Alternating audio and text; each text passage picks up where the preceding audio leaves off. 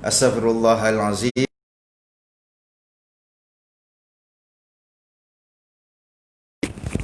Astaghfirullahalazim. Astaghfirullahalazim. Allazi la ilaha illa huwal hayyul qayyum wa atubu ilaih.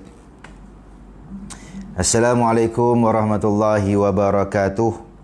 Alhamdulillah wassalatu wassalamu ala Rasulillah wa ala alihi wa sahbihi wa mawalah. Asyhadu wa nashhadu an la ilaha illallah wa asyhadu wa nashhadu anna Muhammadan abduhu wa rasuluh.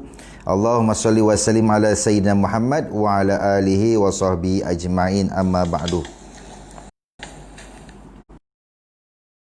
Baik. Pertama sekali, marilah sama-sama kita membaca umul kitab Al-Fatihah kepada yang pertama, junjungan besar kita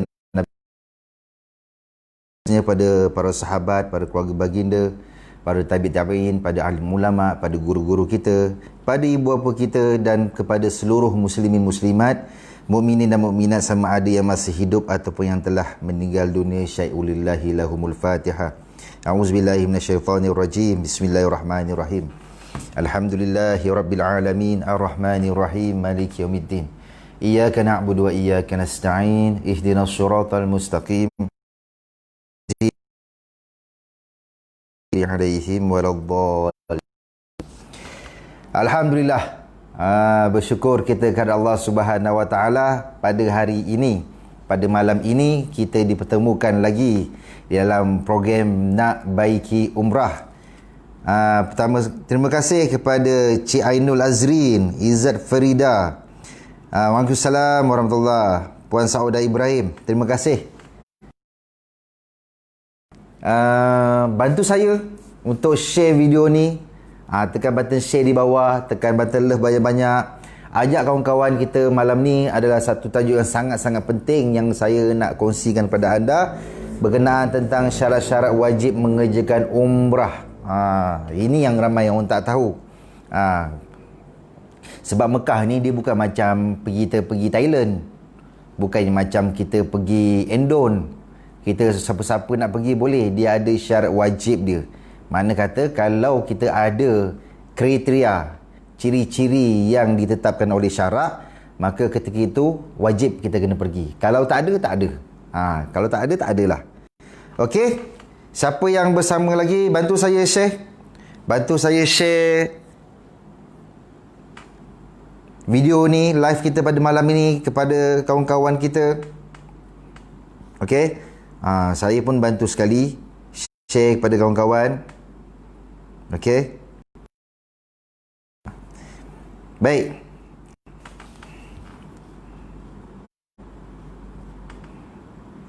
Sekejap.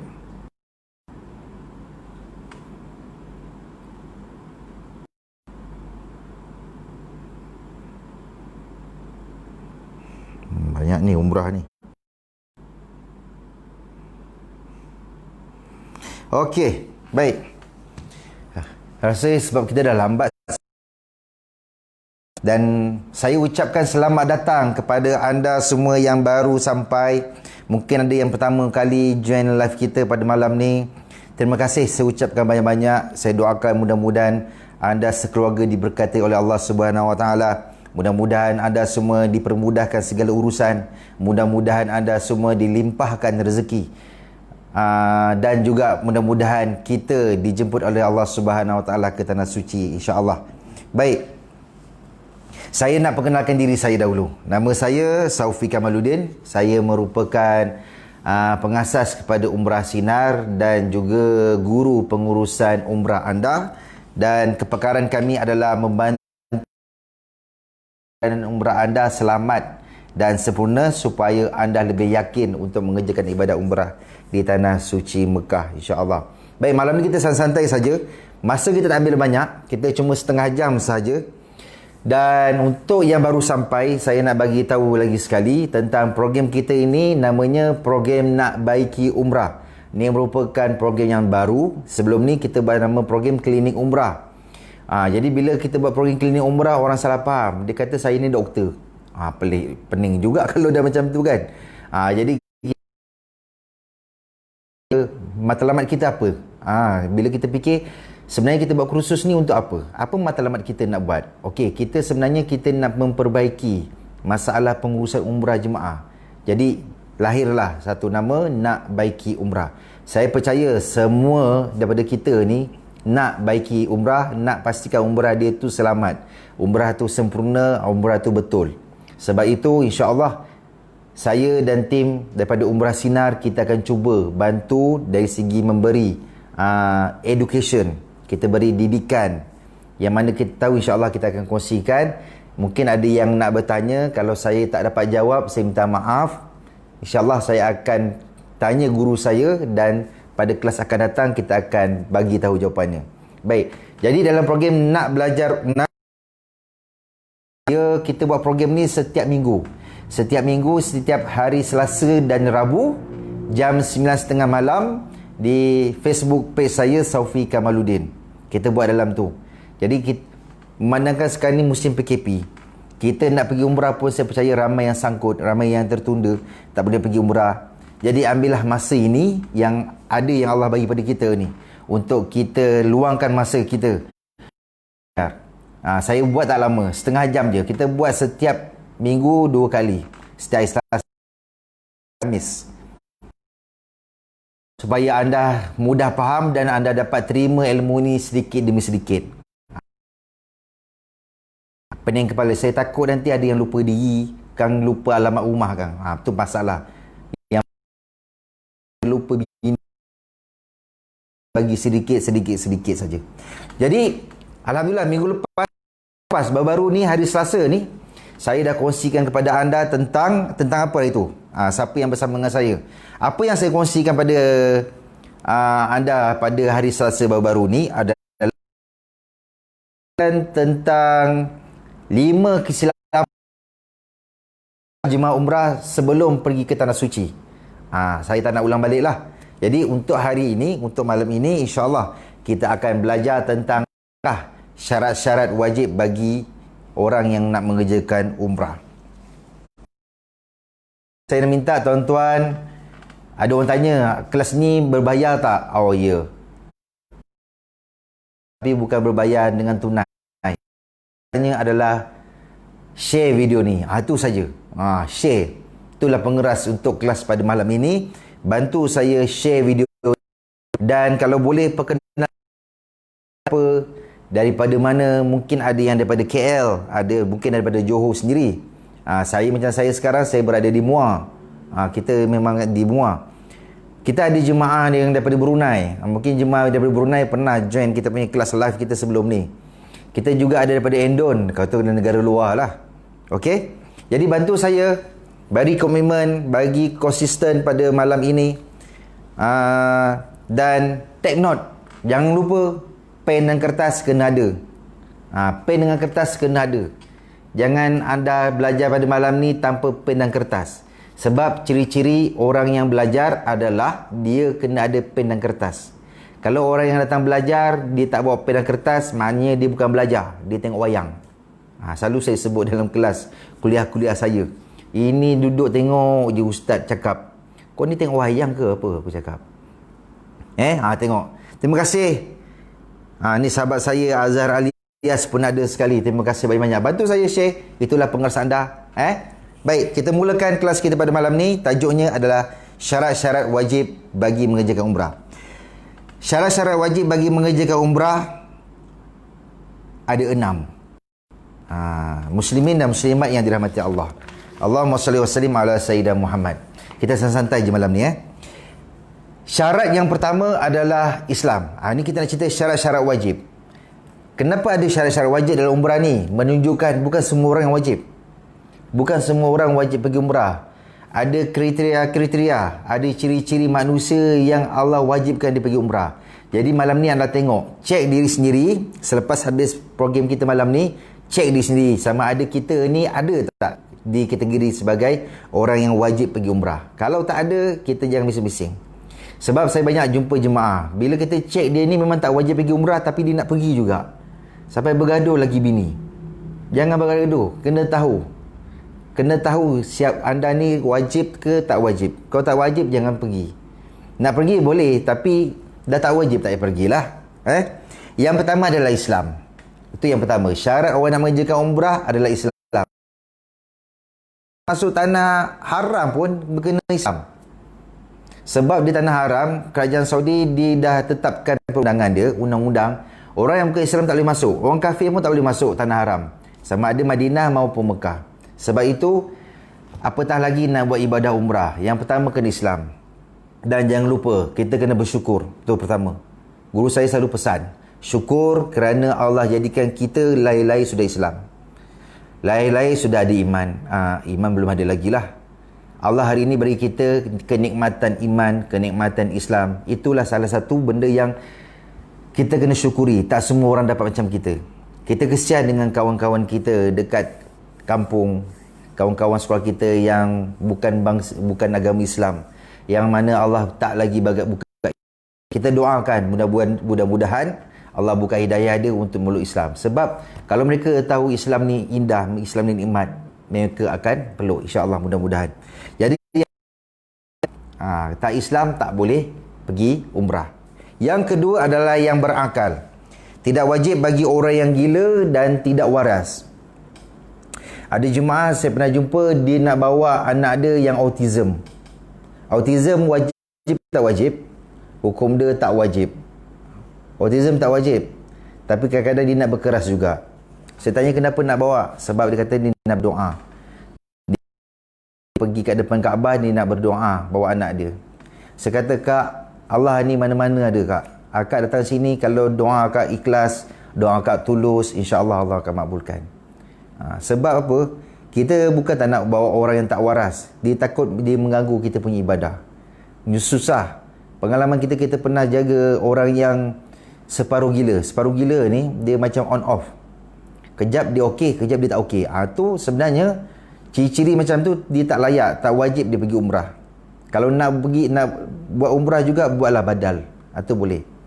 Pengalaman, bukan saya punya pengalaman, ni kawan saya yang punya pengalaman. Dia pernah bawa satu jemaah ni on off. Datang masanya okey, datang masanya tak okey. Ni banyak kes yang kita jumpa. Dia masa pergi, dia jadi gila. Bayangkan kita semua siap-siap nak pergi umrah, dia boleh pakai baju kemeja lagi. Kita semua dah pakai ihram. Dia tu dalam ihram lagi, haji ni. Haji ni dalam ihram lagi. Tapi bila kita tunggu kat lobi hotel nak pergi Mekah buat tawaf, dia boleh turun pakai baju kemeja, pakai sol selek. Kita tanya dia, Haji nak pergi mana? Kan kita nak buat umrah. Dia kata dia nak pergi sawit. Dia nak menyawit. Menyawit mana? Dekat Mekah tu. Bayangkan. Tu time dia tengah off. Nanti dia on, okey balik. Dia okey balik. Banyak kes. Kalau saya nak cerita, panjang cerita. Banyak kes. Jadi orang macam ni, adakah kita sesuai bawa dia? Tak sesuai. Dan sebenarnya, bila pengalaman kita bawa jemaah ketika tu, bawa yang haji ni, kita terpaksa jaga dia. Kawan saya lah, bukan saya. Kawan saya ni, dia terpaksa jaga pakcik ni, duduk satu bilik supaya nak jaga dia, jangan dia melilau berjalan tak tentu arah. Menyebabkan jemaah lain cemburu. Jemaah lain cemburu dengan kawan saya ni. Sampai kawan saya ni kena sound. Dia cakap, Ustaz, kita orang pun bayar juga. Takkan nak jaga dia seorang. Jagalah kita orang sekali. Apa sebab? Inilah. Itulah saya kata. Masalah kalau kita bawa orang yang tak waras. Dia tak wajib. Kalau dia mengganggu kita, sebenarnya kita nak pergi umrah ni, kita nak tenang. Kita nak seronok. Tempat tu bukan tempat yang kita senang nak pergi. Sebab dia melibatkan tenaga kita. Dia melibatkan masa kita. Dia melibatkan kos ribuan ringgit. Nak pergi pun, mungkin kita boleh pergi pun seumur hidup sekali. Jadi kalau boleh, kali itulah kita nak pergi dalam keadaan kita tenang. Kita seronok, kita gembira. Kena pula kalau kita bawa anak-anak kecil. Susah. Bawa anak-anak kecil. Saya tahu. Saya tengok jemaah yang bawa, jemaah saya sendiri yang bawa anak-anak. Susah dia nak jaga. Kan lelaki dia pergi masjid, bini dia kena jaga bilik. Lepas tu nanti bila maghrib malam, bini dia pula pergi masjid, lelaki dia jaga bilik, kena gile-gile. Kan tak seronok. Sebab itu, Allah dah tetapkan bahawa nak pergi umrah ni, ya syarat yang kedua adalah kena yang berakal. Kalau tak berakal, katalah, ada orang kata, Ustaz, anak saya tak ada siapa nak jaga, Ustaz. Siapa nak tolong jaga anak saya? Saya kata adik-beradik kan ada. Adik-beradik tak nak, Ustaz. Memang adik-beradik tak nak. Kalau kau bagi jaga free, tak ada bayar, memang dia tak nak. Cuba kita suruh dia bayar. Bayar 2,000. Kau ambil 2,000, cakap, nah, aku kasih kau 2,000, kau jaga anak aku selama 12 hari je kau jaga. Nak tak agak-agak? Siapa yang tak nak? Semua orang nak. 2,000, 12 hari je jaga. Daripada kita kena tanggung dia 5,000, 6,000 pergi umrah. Sampai sana kan nampak mainan macam-macam dia minta kan. Lagi banyak belanja kita. Lebih baik kita pam sekali bagi pada orang yang kita percaya, adik-beradik kita ke, orang tua kita. Janganlah bagi gitu je tak bayar apa-apa. Bagi lebih sikit, bagi 2-3 ribu, selesai. Kan? Dah selesai, tak ada masalah. Nak, insya-Allah ada yang nak, percayalah. Waalaikumsalam. Tuan Isamuddin, waalaikumsalam. Okey, boleh faham? Ni siapa yang bersama dengan saya, bantu saya. Tolong bantu saya share video ni, pengeras anda pada malam ini. Dan perkenalkan diri. Perkenalkan diri. Alhamdulillah. Boleh? Kita teruskan. Itu yang kedua. Berakal. Yang ketiga, syarat wajib mengerjakan umrah. Yang ketiga, dia mesti kena baligh. Dia kena baligh, cukup umur. Tak wajib bagi kanak-kanak yang belum cukup umur. Boleh tak kita nak bawa kanak-kanak pergi umrah? Boleh, tak ada masalah. Tetapi dia, adakah umrah dia sah? Umrah dia sah. Umrah kanak-kanak, kalau kita bawa anak kita pergi umrah dia tetap sah. Tetapi masih belum gugur kewajipan dia untuk pergi umrah. Nanti bila umur dia sudah baligh, dia kena datang lagi sekali buat umrah wajib. Sebab masa pertama kali dia pergi umrah dinamakan umrah sunat. Dia masih belum gugur kewajipan. Tapi anda kena faham ramai ibu bapa bawa pergi anak-anak pergi umrah, dia tak tahu cara macam mana nak mengerjakan umrah kanak-kanak. Ini yang saya nampak, yang ramai tak tahu, dia sembrono je. Walaupun umrah sunat, tetapi kalau ada masalah pantang larang, dia terlanggar pantang larang anak kita, dia tetap kena dam. Itu kena ingat tu. Kena ingat. Jangan main-main. Dia kena langgar, dia kena tetap kena bayar dam. Sebab tu bukan senang. Kalau nak bawa anak-anak boleh, dengan syarat kena tahu ilmu bagaimana umrah kanak-kanak. Ajar anak kita, kena tahu. Kanak-kanak ni dia terbagi kepada dua. Kanak-kanak yang belum baligh. Yang pertama, kanak-kanak yang sudah memais. Yang kedua, kanak-kanak yang belum memais. Ada dua. Cara umrah kanak-kanak yang belum memais lain dari cara dia. InsyaAllah nanti video akan datang saya akan terangkan macam mana cara nak buat umrah kanak-kanak yang belum memais dan yang sudah memais. Umrah kanak-kanak yang memais pun lain cara dia. Tak sama. Dia tak sama macam dewasa. Dia ada cara dia. Dia ada cara dia. Sebab tu, ibu bapa, nasihat saya kepada ibu bapa yang nak bawa kanak-kanak yang belum baligh, pastikan anda kena tahu dahulu cara macam mana nak buat umrah untuk kanak-kanak. Kalau anda dah tahu, dipersilakan. Tetapi ingat, dia masih dikira umrah sunat. Nanti bila dia sudah meningkat umur, sudah baligh, dia wajib dia kena datang lagi. Wajib kena datang. Bila cerita tentang wajib ni, saya nak selit sedikit tentang wajib umrah ni. Apa hukum mengerjakan umrah? Tu saya nak tanya soalan tu. Apa hukum mengerjakan umrah? Siapa yang bersama saya boleh komen. Boleh bantu saya tekan button love. Saya sini tekan button love. Boleh dengar tak suara saya dulu? Saya nak test. Boleh dengar tak suara? Okey? Boleh dengar. Alhamdulillah. Terima kasih kepada sahabat saya yang temankan saya pada malam ni. Terima kasih banyak-banyak. Okey? Boleh letak point, bantu saya letak point. Mudah-mudahan sebab anda letak point, anda dapat pahala. Sebab video ni nanti mungkin ada malam ni ada ramai orang yang tak sempat nak tengok. Kalau akan datang esok lusa, kalau dia tak tengok, dia boleh baca balik poin-poin apa yang anda tulis. Mudah-mudahan poin-poin yang anda tulis tu memberi manfaat pada mereka yang baca. Sebab tu kena bantu saya sama-sama. Okey? Okey, seterusnya. Tadi sambung tentang umrah wajib. Ada orang tanya, umrah ni wajib ke sunat sebenarnya? Umrah ni, apa hukum mengerjakan umrah? Kita keluar sedikit tajuk tentang hukum mengerjakan umrah. Apa hukum dia ni? Hukum mengerjakan umrah ni apa? Apa hukum mengerjakan umrah? Hukum mengerjakan umrah adalah wajib berpadukan pada mazhab Syafi'i. Apa dalilnya? Dalilnya dalam surah Al-Baqarah ayat 196 yang Allah sebut, A'udzubillahi minasyaitonirrajim, wa atimul hajja wa umrata lillah. Sempurnakanlah haji dan umrah kamu kerana Allah Ta'ala. Itulah dalil yang menunjukkan bahawa wajib setiap manusia mukallaf kena mengerjakan umrah. Tu hukum dia. Wajib. Ada orang tak tahu lagi. Ada ramai. Saya jumpa bila kita tanya apa hukum, kita cuba buat survey, jumpa orang tanya hukum, apakah hukum haji umrah, ramai yang kata sunat berbanding pada wajib. Ramai tak tahu. Bila kita tanya kenapa, jawab sunat. Sebab dia kata yang wajib haji. Sebab dulu kita orang belajar rukun Islam ada 5, yang kelima tu haji, mana ada umrah ustaz. Ni saya nak bagi tahu. Ni yang kita nak perbetulkan. Bila kata sunat tu yang ramai tak pergi. Alah, tak payahlah pergi umrah, sunat je kita kena pergi haji. Umrah sunat, haji ni wajib. Haji kita kena pergi, kumpul duit untuk pergi haji.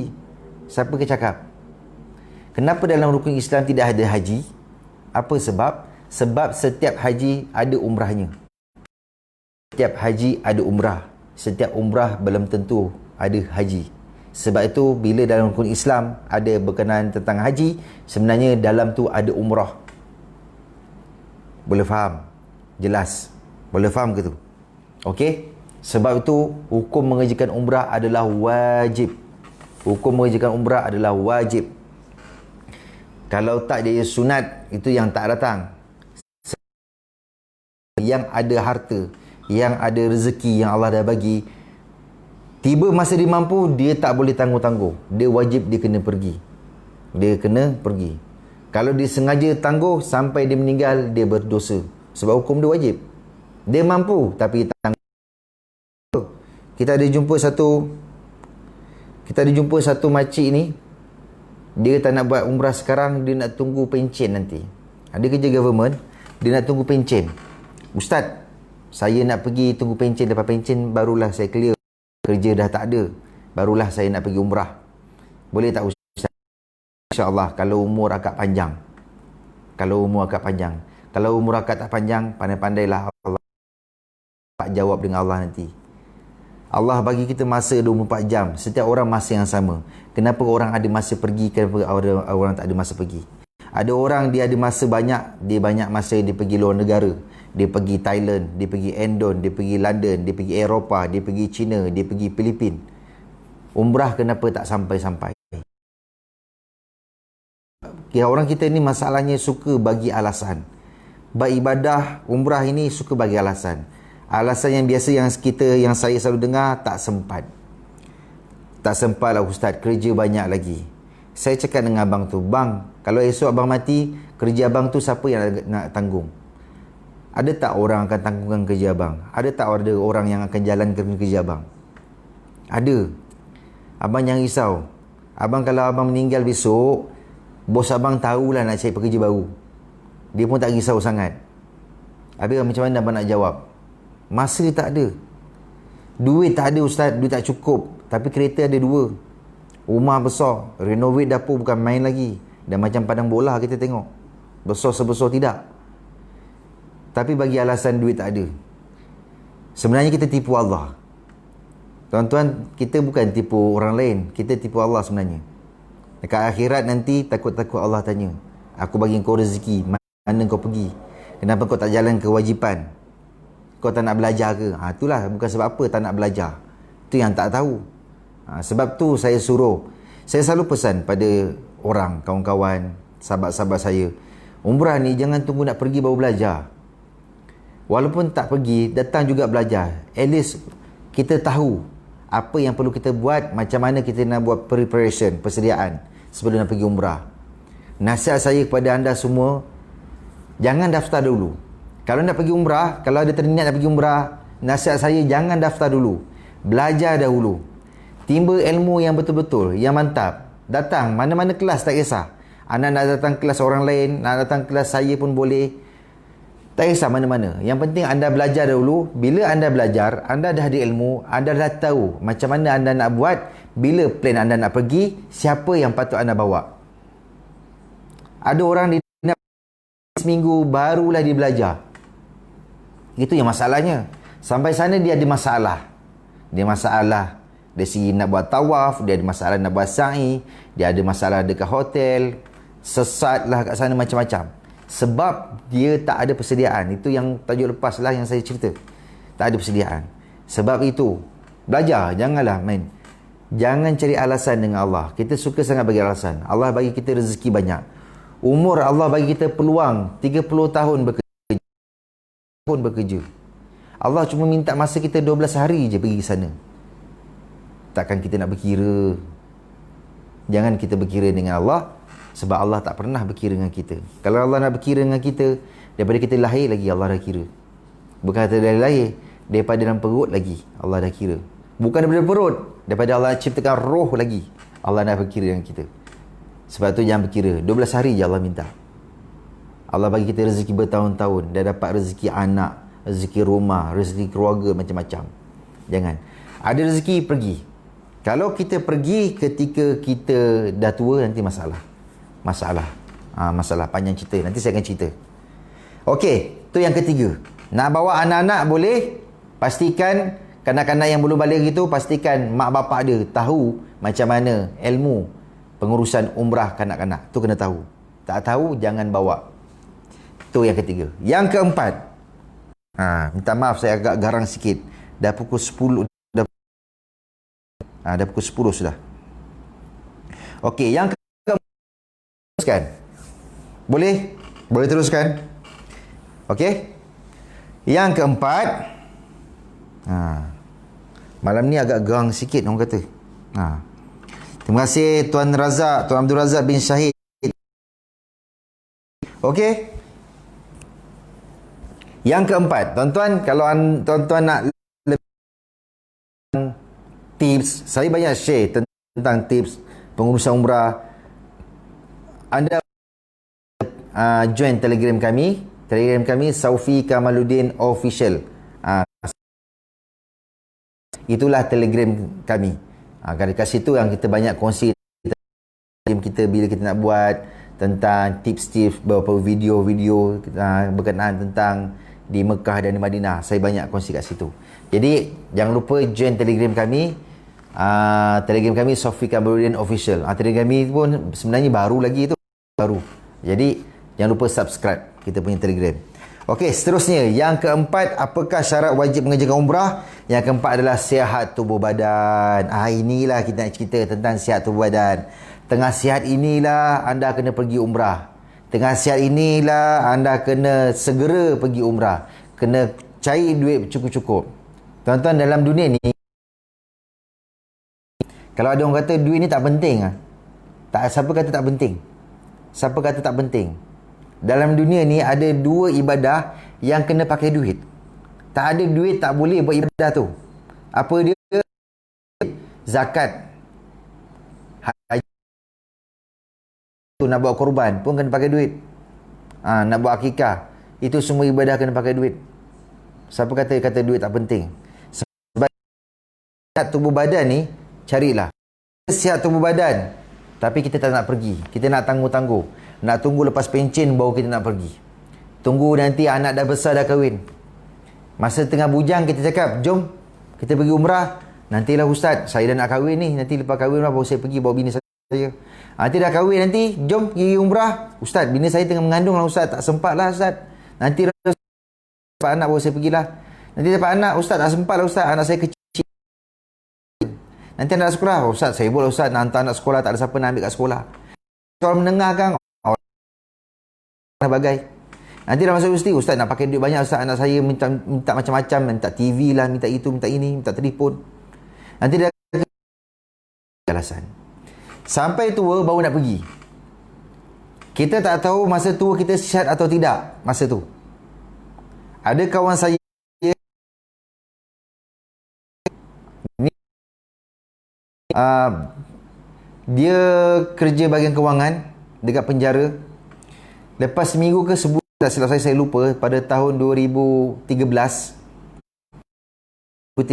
atau 2013 ke 2014 macam tu. Lepas dia pencen, sebulan dia meninggal, accident. Kita tak tahu. Kita macam mana? Ada orang lepas seminggu dia sakit, lepas pencen dia sakit. Kita tak tahu. Kita tak tahu bila kesihatan kita ni, stamina kita ni boleh bertahan. Siapa yang tahu kesihatan kita ni berapa lama boleh tahan? Siapa boleh tahu? Ada satu case, study case yang saya nak kongsi kepada anda.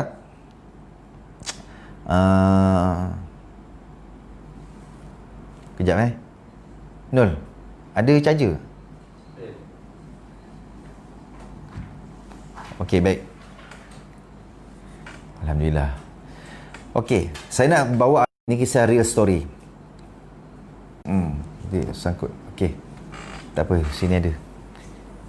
Okey, minta maaf masalah problem lain. Okey. Satu kisah ni, pakcik ni dia pernah diajak oleh kawan dia pergi umrah masa dia muda dululah. Lepas tu bila kawan dia ajak, dia tak nak pergi. Okey, dia tak nak pergi. Dia kata dia sibuk, kerja banyak sebab dia jawatan dia besar. Dia banyak anak buah nak kena jaga. Anak dia pun dah besar-besar. Macam-macam lah alasan dia. Dia tak sempat. Bila sampai tiba pencen, barulah dia nak pergi umrah. Jadi sebelum dia nak pergi umrah, Allah takdirkan dia satu hari dia jatuh daripada bilik air.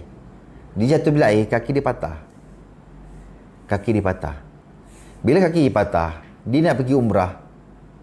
Dia tak boleh nak pergi umrah dah. Dia terpaksa minta tolong anak dia bawakan dia pergi umrah. Dia sanggup tanggung anak dia pergi umrah sama-sama supaya anak dia boleh jaga dia kat sana, boleh bawa dia pergi umrah. Nak tahu anak dia jawab, tak sempat bah. Sibuk bah. Anak buah banyak bah. Busy bah. Lain kali bah. Belum sampai seru bah. Itu antara alasan. Apa yang jawapan anak dia tu, itulah jawapan yang dia pernah cakap dengan kawan dia masa dia sihat dulu. Allah nak bagi dia ujian. Allah bagi dia balik apa yang dia pernah cakap. Kalau kita tak sibuk, jangan cakap kita sibuk. Kalau kita ada rezeki, jangan cakap tak ada rezeki. Kita suka zikir mulut kita, tak ada rezeki, tak ada rezeki. Duit tak ada, duit tak ada. Itu yang jadi makbul tu. Manjang cakap duit tak ada, 40 kali cakap tak makbul. Dia jadi makbul. Sebab itu pergi dalam keadaan kita sihat. Ada orang, kita pernah bawa satu jemaah, pakcik ni sampai kat Mekah, dia sedih. Kita tanya, pakcik kenapa sedih? Kita dah sampai Mekah, sepatutnya gembira lah. Dia kata dia sedih sebab dia tak dapat peluang macam jemaah lain dapat berjalan-jalan, dapat pergi shopping, pergi sana, pergi sini, jalan keliling masjid, tak boleh. Dia kursi roda, dia sakit. Dia rasa menyesal. Sebab tu rugi tuan-tuan. Kita kalau pergi umrah dalam keadaan sakit, sampai-sampai tapi nikmat dia tu tak sama macam orang sihat. Sepatutnya kalau kita pergi luar negara ni, tenaga tengah banyak ni, seronok pergi luar negara ni. Tenaga tengah sihat ni, seronok pergi. Kita boleh buat apa saja kita suka. Jangan kata Mekah lah. Kalau kita pergi Jepun ke, kita pergi Korea ke, pergi mana-mana, kalau kita sihat, seronok kita pergi. Tapi kalau sakit, duduk kat kursi roda je, mana datang seronoknya? Sampai Mekah, boleh tengok, boleh ziarah Rasulullah, boleh tengok Kaabah, sampai boleh ziarah. Tetapi tak sama macam orang yang sihat, yang boleh pergi mana-mana suka tanpa disuruh. Kalau kursi roda kan susah. Kalau sakit nak pergi mana-mana, minta tolong anak, tolong bawakan, minta tolong bini, tolong pimpin, macam-macam. Sebab itu, pergilah ketika kita sihat. Kalau dah tak sihat, tak boleh buat apa. Cuma ada orang tanya, Ustaz, bapak saya ni dialisis, kat sana nanti saya susah nak jaga. Dia dialisis satu, lepas tu dia ada kencing manis, macam-macam penyakit ada. Bagi saya kalau ada macam-macam penyakit, tak payahlah pergi umrah. Buat je lah badan umrah. Sebab dia dikategori sebagai orang yang tak wajib. Dah tak wajib dah. Dah tak wajib. Itu yang keempat. Yang kelima, okey kita teruskan. Yang kelima adalah berkuasa. Berkuasa dengan sendiri-sendiri. Ada perbelanjaan yang cukup pergi dan balik. Kena ada perbelanjaan cukup dan pergi dan balik. Maksudnya ke sini ada tiket kapal terbang. Kita mana kita dah ambil package, tiket kapal terbang pergi dan balik. Kenapa saya nak terang benda ni? Sebab ada juga kes kita pernah jumpa, ada satu travel, saya tak nak sebut nama travel tu memang popular, antara top yang di dalam Malaysia. Jemaah dia tak ada tiket balik. Dia ada pergi saja, balik tak ada. Panjanglah ceritanya, lain kali lah saya cerita. Isu dia panjang cerita. Memang serik dah jemaah kat situ nak ikut lagi. Sebab dia dapat tiket, dia tak tahu. Jemaah tak tahu yang dia orang ni dapat tiket balik. Dapat tiket pergi saja. Dia tak dapat tiket balik.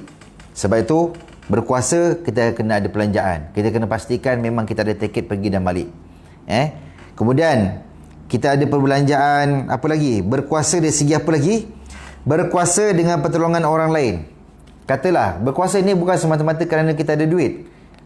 Katakanlah kita ni sakit, kita tak boleh nak buat ibadah, praktikal dah tak boleh, dah tak kuat, tenaga kita tak kuat, tetapi kita ada kuasa dari segi duit. Kita ada duit, kita ada wang, jadi kita boleh gunakan wang kita untuk buatkan badal umrah untuk kita. Boleh, itu tak ada masalah, tu boleh. Dia wajib, tetapi sebabkan kesihatan tubuh badan dia tak wajib, tetapi dia masih ada berkuasa dari segi kewangan. Dia boleh minta upah tolong orang lain untuk buat upah umrah. Apa lagi dari segi kuasa? Mempunyai tambang pergi dan balik. Ada nafkah yang cukup buat keluarga yang ditinggalkan. Kena ada nafkah. Jangan duit cukup-cukup. Ustaz, saya dah cukup duit ni Ustaz. Ada berapa banyak? Saya dah ada 6,000 ni. Lepaslah untuk saya pergi. Habis orang rumah dengan awak, anak bini kat rumah makan apa? Tak ada. Tak ada. Tak wajib. Mana wajib lagi? Masuk berkuasa, dia ada kemampuan dari segi diri dia sendiri dan orang yang ditinggalkan. Bukan manusia sahaja, malahan termasuklah binatang-binatang peliharaan yang dibela dekat rumah dia. Apa yang dibela? Kucing. Ada tak nafkah untuk kucing kalau dia pergi umrah? Ayam. Ada tak nafkah untuk ayam? Kambing, lembu, apa lagi? Tenuk. Tenuk tak ada. Tak ada orang bela tenuk pun. Binatang peliharaan di rumah, ada tak nafkah untuk binatang-binatang tu? Ada tak?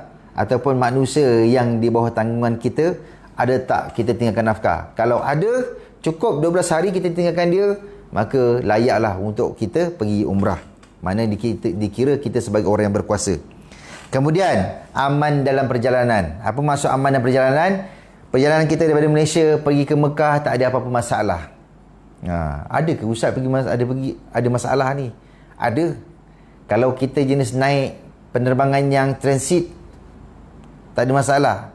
Daripada Malaysia, dia turun dekat Sri Lanka, ataupun dia turun kat Doha, dia turun kat negara-negara yang ada masalah, yang susah nak cari makan minum, yang susah nak cari tempat tinggal dan sebagainya. Tu tak aman, dikiranya tak aman. Sebab tu saya suka untuk, kalau saya yang sebagai jemaah, saya suka cari travel yang ada package penerbangan terus ke Mekah ataupun ke Madinah. Biarlah bayar mahal. Yang penting kita puas hati. Yang penting kita puas hati. Kita jangan berkira sangat. Rumah dah lah 300,000, 400,000. Umrah 7,000, berkira. Kita berkira sangat dengan ibadah dengan Allah. Tapi minta doa macam-macam. Minta kaya, minta harta, minta kereta, minta jawatan. Umrah nak 5,000, nak 4,000. Bukan kita kata tak boleh. Masalahnya kenapa kita nak berkira sangat? Bukan saya nak marah. Saya tak marah. Cuma saya pelik orang kita ni kenapa berkira sangat dalam bab ibadah ni. Bukan untuk orang lain. Tuan-tuan, kalau tuan bayar ni untuk diri sendiri. Tuan-tuan nak keselesaan, nak keseronokan, nak kepuasan. Tuan-tuan nak selesa dari segi penerbangan, nak selesa dari segi bas, nak selesa dari segi hotel, makan minum dan sebagainya, layanan, servis, nak selesa. Bayaran mestilah tinggi. Bayaran mesti tinggi. Biar mahal. Saya percayalah, belum pernah lagi kita jumpa orang balik umrah dia miskin. Belum lagi saya jumpa orang balik umrah pergi ke majlis agama Islam minta zakat. Tak ada. Biasanya orang balik umrah ni lagi banyak Allah bagi. Allah bagi balik lagi banyak. Apa nak takut? Pergi je lah. Berapa bayar? 8,000. Bayar 8,000. Yang penting kita nak package macam ni. Kita dah tahu. Okey, package macam ini 5,000. Package macam ni 6,000. Package macam ni 7,000, 8,000. Bayar. Kita nak package yang 8,000. Kita dah tahu item-item dia, detail apa yang kita akan dapat. Bayar. Bayar terus. Jangan fikir, jangan sayang harta. Sebab kita tahu Allah akan bagi kita balik. Ni minta yang 5,000, tetapi nak servis macam 8,000. Memang payah nak dapat. Memang susah nak dapat. Alah Ustaz, 4,000 ke 5,000 ke 8,000 kan sama je Ustaz. Pergi umrah tetap pergi umrah juga, makan pun dapat makan juga. Tak sama. Tuan-tuan, perempuan yang saya kasihi, tak sama. Tak sama. Siapa kata sama? Tuan-tuan, kalau kita daripada Johor, katalah daripada Johor kita nak pergi Kedah, naik kereta. Sama tak kita naik kancil dengan naik Toyota? Tak sama. Memang sampai, duduk sampai, boleh sampai. Jangan kata kereta lah, naik motor, sampai. Nak naik motor sampai. Tapi selesa, sama tak? Tak sama. Begitu juga, travel-travel di Malaysia ni, dia meletakkan harga pakej berbeza sebab servis tak sama. Perkhidmatan yang diberikan, cenderahati yang dibagi, tak sama. Kalau yang murah, tu yang dapat penerbangan transit tu. Kalau penerbangan transit, kita panggil penerbangan murah. Penerbangan murah ni kita tahu harga dia memang bawah 6,000. Bawah 6,000 ke 5,000. Kalau kata dia dapat penerbangan mewah pun, mungkin syarikat tu dia akan tarik dari segi makan. Makan mungkin makanan yang biasa. Makan mungkin sekali ke 2 kali sehari. Mungkin dia tarik cenderahati. Macam-macam. Sebab tu, kita kena jadi pelanggan yang bijak. Tahu mana yang terbaik untuk kita. Mana yang kita mampu dan mana yang terbaik. Yang penting kita pergi. Bila kita pergi, jangan komplain. Apa yang company bagi, terima sahaja. Jangan komplain. Ni dia komplain macam-macam. Bayar sikit tapi komplain ni macam-macam. Jangan komplain. Sebab tu, siapa yang follow video saya sebelum ni, tengok balik video follow ni. Sikap tu. Kalau sikap kita ni memang kaki komplain, sama sana nanti akan komplain. Makan dia komplain, tempat tinggal dia komplain, semua dia komplain. Ini kenapa tak habis tidur hotel ni? Tuan-tuan, nak tidur hotel selesa ke nak buat ibadah selesa? Saya nak tanya. Kalau kita nak cari hotel yang selesa, kat Malaysia ni banyak. Malaysia ni banyak hotel. Carilah hotel yang selesa mana-mana. Kita kan nak ibadah yang selesa. Bilik tak selesa tak apa. Takut-takut kalau bilik selesa, malas pula pergi masjid. Tu payah. Payah orang kita. Selesa sangat, malas pula pergi masjid. Payah. Okey. Apa lagi? Dari segi berkuasa. Tadi aman dalam perjalanan. Kemudian masa yang cukup untuk mengerjakan umrah. Ada masa yang cukup. Jarang orang pergi umrah ni 3 hari, 4 hari. Dia memang lebih lah. 7 hari. Ada orang company travel disediakan 3 kali umrah. Ada yang 4 kali. Ada yang ke 5 kali. Macam saya 7 kali. 7 kali umrah. Mana kata kita ada 8 hari kat sana. 8 hari 7 malam. Setiap hari kita buat umrah. Cuma kita pimpin dalam 2 ke 3 kali. Hari yang lain tu kita cuma bawakan pergi mikot. Kita sediakan kenderaan dan anda boleh pergi mikot. Mana kata kenapa kita sediakan 7 kali umrah? Sebab kita tak nak jemaah tergesa-gesa buat umrah setiap hari. Katalah kita ni baru daripada Malaysia, kita baru sampai ke Mekah, hari pertama dah kena buat umrah. Balik tu kita dah penat. Besok pagi nak kena buat umrah lagi, kan penat. Ada jemaah dia tak kuat, ada jemaah dia kuat tu tak apalah. Ada jemaah tak kuat. Jadi kita sediakan 7 hari ni supaya jemaah dia boleh buat selang-selang. Hari ni buat umrah, besok tak payah buat umrah. Lusa buat umrah, besok lagi tak payah buat umrah. Dia boleh buat selang-selang. Sebab tu kita sediakan perkhidmatan ni 7 hari. Jadi tak payah gaduh-gaduh. Tapi ada juga jemaah kita pernah jumpa, dia buat 7 hari straight.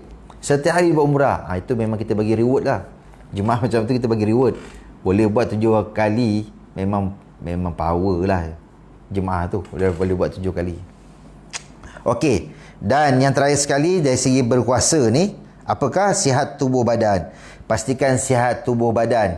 Ataupun pastikan pemeriksaan doktor dan lampikan laporan perubatan. Kena ada laporan. Kalau kita ada sakit, kena beritahu mutawif. Kena beritahu syarikat, kita ni memang ada sakit. Kena declare dengan syarikat. Dia ada borang declaration. Ada company buat, ada company tak buat. Cuma tapi nasihat saya, mana-mana company yang tak pernah buat, buat. Supaya kita tak dikenakan balik. Takut kita terkena balik. Dengan kadang-kadang yang bising ni banyak waris. Waris jemaah yang banyak yang komplain. Apalah ustaz ni, dah tahu dia sakit, kenapa buat dia macam ni? Dah, mak kau tak bagi tahu aku dia sakit. Kadang-kadang jadi. Sebab tu perlunya borang declaration. Kena declare anda ni sakit apa, supaya mutawif boleh semak, boleh tengok. Anda boleh tolong ingatkan makan ubat. Saya ada satu jemaah daripada Batu Pahat. Jemaah daripada Batu Pahat. Makcik ni dah tua dah, dalam umur dekat 80 tahun dia pergi. Dia sihat, boleh berjalan. Cuma masalahnya dia tak nak makan ubat. Masa dekat Madinah hari tu, dia tak nak makan ubat. Tahun lepas, saya ingat bulan puasa tahun lepas kita bawa, dia kena cucuk insulin. Kena ada ubat cucuk insulin. Jadi dia tak nak cucuk. Bila dia tak nak cucuk, anak saudara dia ngadu kat saya. Dia kata, "Ustaz, makcik saya ni dia tak nak cucuk." Saya tanya, "Kenapa tak nak cucuk?" Dia kata, "Makcik saya kata dia nak mati kat sini. Dia nak mati kat Madinah. Sebab tu dia sengaja tak nak cucuk." "Tak apalah, biarlah. Biarlah kalau mati pun tak apa. Aku mati tempat yang baik." Dia kata. Okay. Saya jumpa makcik tu. Anak saudara dia minta tolong saya pujuk. Saya datang jumpa makcik tu. "Makcik, kenapa tak nak cucuk, makcik?" Dia kata, "Tak apalah Ustaz. Kalau mati pun tak apa juga. Mati kat sini." Saya kata, makcik tahu tak? Makcik ni kategori wajib kena makan ubat. Kalau sengaja makcik tak makan ubat, makcik bunuh diri kalau makcik mati. Orang bunuh diri mana ada syurga tempatnya. Lagi satu, saya ni banyak jemaah saya nak jaga. Makcik jangan buat kat jemaah saya, buat kat jemaah orang lain. Jemaah saya kan susah saya nak jaga. Susah tuan-tuan jaga orang meninggal ni. Kalau ada jemaah meninggal ni sebenarnya susah. Proses dia banyak. Proses dia banyak. Bukan kita tak nak, kalau dah ditakdirkan meninggal, wallahualam, kan dah rezeki orang tu meninggal kat Mekah dengan Madinah, tu rezeki. Rezeki yang susah kita nak dapat. Susah, ramai orang nak mati kat Mekah ni.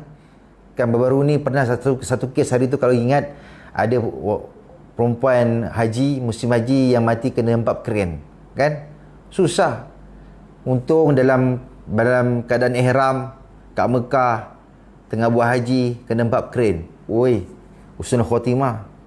Itu kematian yang dicemburui tu. Ramai orang nak mati macam tu. Kita ni mutawif, travel, setiap tahun pergi umrah, tak mati-mati. Last kali mati kat kampung juga. Tak ada peluang. Tuan-tuan untung kalau kata kita ditakdirkan meninggal kat sana, untung. Tapi kalau memang kena wajib makan ubat, kena makan ubat. Jangan tak makan. Tu dah kira bunuh diri. Sebab sengaja nak mati. Sengaja mati. Dia dah tahu kalau dia tak makan ubat, dia akan mati. Tapi dia tak nak makan ubat. Bunuh diri tu namanya. Jangan cek pasal. Kena tahu. Okey? Baik. Jadi kalau anda nak pergi umrah, kena declare. Anda sakit apa? Ada kencing manis? Ada ubat? Bawa senarai nama ubat. Nama ubat tu kena bawa. Supaya kalau anda nak ubat dah habis, kat sana boleh beli, sebut je nama ubat apa. Kadang-kadang ada juga kes jemaah, ubat dia banyak, masalahnya tertinggal dekat dalam bas, tertinggal dalam kereta anak dia, masa anak dia hantar kat airport KLIA, tertinggal. Sampai kat sana tak tahu nama ubat apa. Payah. Terpaksalah tipu anak dia. Telefon, dapatlah nama ubat. Nasib baik boleh telefon. Sebab tu kena tahu nama, apakah nama ubat tu. Okey? Saya pun tak buka lagi ni. Okey, kita dah lebih 20 minit dah. Sikit lagi. Sebab tadi kita pun start lama dan berbil panjang. Okey. Boleh lagi bersama dengan saya? InsyaAllah.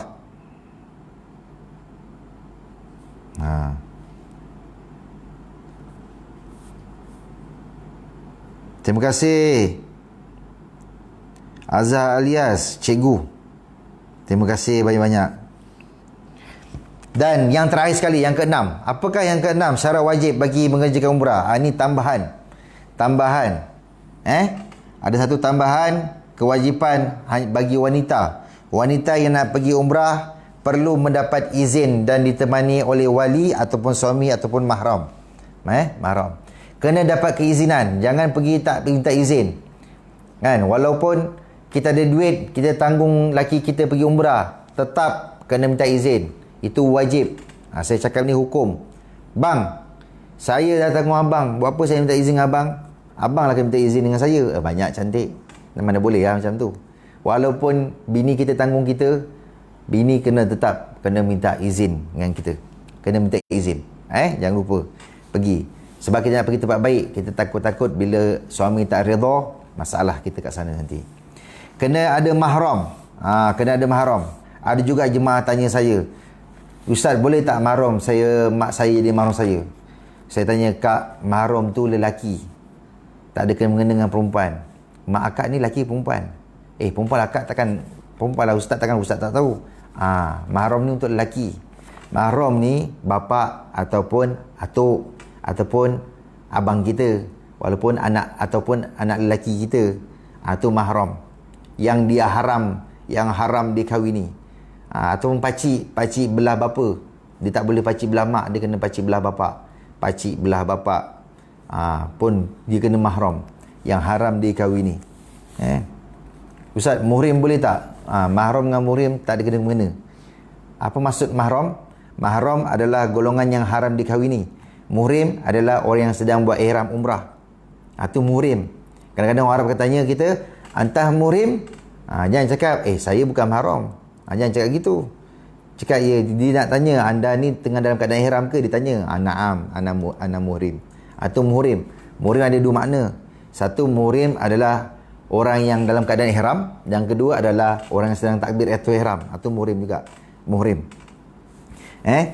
Jangan salah faham. Wanita mesti kena ada mahram. Ada orang pakai mahram dami. Ada orang kata, "Ustaz, boleh tak buat mahram dami?" Saya kata, tak boleh nak kata apalah. Dia beginilah. Ada orang kata boleh, ada orang kata tak boleh. Baik. Saya tak berani nak kata boleh tak boleh. Cuma saya nak bagi satu kenyataan dan tuan-tuan dan perempuan fikirlah sendiri. Kita nak pergi tempat baik, tapi belum apa-apa lagi kita dah bohong. Nak pergi tempat baik, tapi belum apa-apa lagi kita dah menipu orang. Kita dah menipu syarikat, kita dah menipu Arab Saudi. Yang kita ni bawa mahram, padahal tak bawa pun. Macam mana kita punya perjalanan umrah kita nanti? Tuan-tuan fikirlah sendiri macam mana. Kan? Susah nak kata. Susah nak kata. Masalahnya itulah, ada orang kata hukum kita berkata boleh, tak ada masalah. Kenapa pula kerajaan Saudi tak boleh? Dah tempat dia. Macam tempat kita lah, kerajaan Malaysia ada undang-undang dia. Masuk kerajaan kita, masuk Malaysia, ikutlah undang-undang Malaysia. Kita masuk Thailand, ikutlah undang-undang Thailand. Berapa nak ikut undang-undang Malaysia? Masuk Arab, Saudi, ikutlah undang-undang dia. Janganlah kita buat macam kampung kita. Jangan tunjuk gangster walaupun kita ni pengarah jabatan. Jangan kira walaupun kita ni menteri ke. Ada undang-undang. Mana tempat kita masuk kandang kambing mengembik. Orang tu kata, masuk kandang lembu mengembu. Jangan ikutlah undang-undang. Dah dikata kena bawa mahram, bawalah mahram. Janganlah dami. Nanti susah kita kat sana nanti. Okey, itulah ke-6 syarat-syarat wajib mengerjakan umrah. Yang pertama, saya ulang balik, Islam. Yang kedua, berakal. Yang ketiga, baligh. Yang keempat, sihat tubuh badan. Yang kelima, berkuasa. Berkuasa ni dia banyak poin dia. Berkuasa dari segi pertolongan orang lain, buat badal haji atau umrah. Berkuasa dari segi ada duit tambang. Berkuasa dari segi ada nafkah keluarga yang ditinggalkan. Ada kuasa dari segi perjalanan tu aman. Ada kuasa dari segi masa yang cukup. Dan ada kuasa dari segi sihat tubuh badan dan sebagainya. Dan yang keenam adalah mahram. Wanita kena ditemani mahram. Mahram nanti saya akan jelaskan pada video akan datang. Cuma malam ni kita dah terlebih masa sangat. Saya minta ampun, minta maaf. Terima kasih banyak-banyak. Kalau ada yang tak faham, terima kasih yang bagi komen, yang live kita. Bantu saya share video ni.